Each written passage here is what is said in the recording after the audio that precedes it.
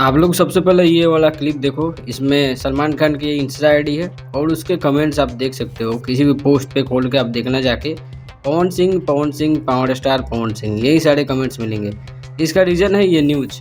Rise and fall ने big boss को काफ़ी ज़्यादा पीछे छोड़ दिया है और इसमें सलमान खान की बिग बॉस सीज़न 19 को पीछे छोड़ने के कारण सलमान खान और पवन सिंह की टक्कर की खबरें वायरल होने लगी है। सलमान खान के रियलिटी शो जिसको वो होस्ट करते हैं, उसकी रेटिंग्स की लिस्ट आप देख लो। 1.3 की रेटिंग है बिग बॉस का और 1.6 का रेटिंग है राइज एंड फॉल का।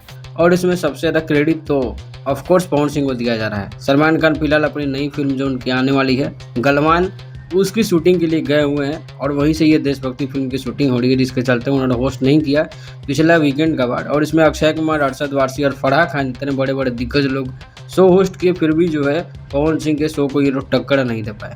फिलहाल पवन सिंह को बहुत ज़्यादा क्रेडिट नेशनल मीडिया और पूरी जगह में दिया जा रहा है शो को हिट कराने के लिए। Thank you.